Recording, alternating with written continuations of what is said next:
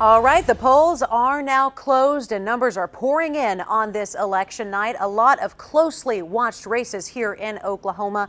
And tonight we have team coverage for you to bring you the latest results, starting with this in the race for Oklahoma County Clerk. You'll remember the clerk stepped down last summer following inappropriate allegations. On the Democratic side, we have Derek Scobie, Pastor Derek Scobie in the win there, and it looks like he will face off against Marissa Treat, getting 52% of the Republican vote. KOCO Zach Rael is live on this primary race for us, Oklahoma County Clerk. Zach, good evening. Yeah, Abby, that's right. I spoke with both candidates this evening after their wins, and both are feeling good about the results this evening as they head to that general election against each other later on this year. I asked both candidates why they wanted to run, and both Scobie and Treat said that Oklahoma County Clerk's office, it needs a leader. And as you mentioned, we know that former clerk David Hooten left his position last year after harassment allegations surfaced. Well, here's what Treat and Scobie said tonight.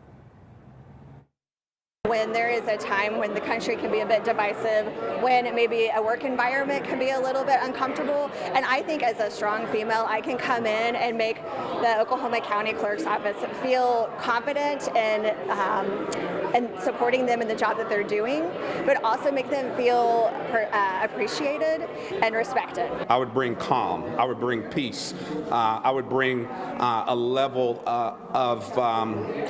I would bring a level of professionalism that I just don't know that office has seen. I have been told by my late pastor that a lesson is better caught than it is taught. I would lead by example, and therefore I would expect the staff to follow my lead in doing things in the right manner. And voters in Oklahoma County will decide who the next county clerk will be between Treat and Scobie. That general election is set for April 4th. Reporting live, Zach Rael, KOCO 5 News. All right, Zach, thanks very much. The highest profile city council race in Oklahoma City has been decided. In Ward 6, incumbent JoBeth Hammond has declared victory, and her challenger, Merrick Cornett, the daughter-in-law of former OKC Mayor Mick Cornett, has conceded. Hammond, one of the more liberal council members on the dais, currently up here, in fact, with 100% of the vote being reported by 54% to 46%. KOCO's Kylie Thomas has been covering that race for us tonight. She continues our team election coverage. JoBeth Hammond has successfully defended her seat representing Ward 6 in the highly contentious city council race. She and her team declared victory at an intimate watch party in Midtown. Hammond giving an emotional speech thanking her supporters during this trying campaign.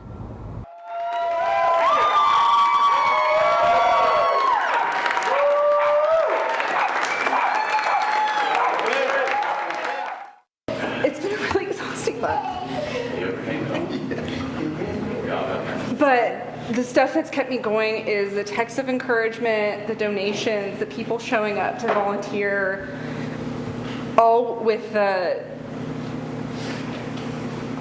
recognizing that it's not about one person, it's not about one seat, it's not about one body of government, it's about people in our community that need people to care about them. That's right. Her opponent, Merrick Cornett, conceding the race and providing this statement to KOCO, saying she ran this campaign to provide a voice for families in Ward 6 wanting change. And while she's disappointed in the results, she thanked her family and friends for their support. This will be Hammond's second term. She says she's ready to further change in Oklahoma City. Reporting, Kylie Thomas, KOCO 5 News. And let's take a look at the other ward races in Oklahoma City. In Ward 2, incumbent James Cooper cruising to re-election. Then in Ward 5, Matt Hinkle and Toon Wynn will be headed to a runoff in April. Lastly, Mark Stonecipher will be the next city council member for Ward 8.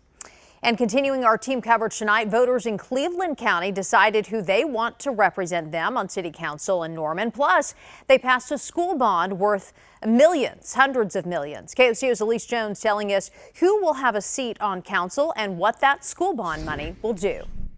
Voters here in Norman making their voices heard tonight as they added new members to city council, plus approved millions of dollars in bonds to improve Norman schools. We caught up with the city's mayor to hear his reaction to the changes. We asked them to come out and vote.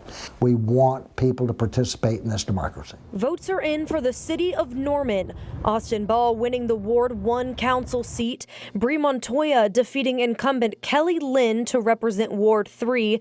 And in Ward 5, incumbent Rashard Tortorello will face off against challenger Michael Nash come April, as neither of them won 50% of the vote. Be prepared for change. Everything is moving at a speed that is just faster than we can keep up almost. Voters also approved 2 propositions to improve Norman schools. Mayor Heikkila says this will improve transportation, buildings, technology, and materials, all things needed to keep the city competitive as it continues to grow. When people come here to learn what Norman's like and if they want to stay here, first thing they're going to ask us is, how's the school system and how does that rate? Buildings have to be excellent. In Cleveland County, Elise Jones, KOCO 5 News. All right, Elise, thank you. Taking you now to Enid. Voters there deciding on a mayor tonight. Let's look at the results.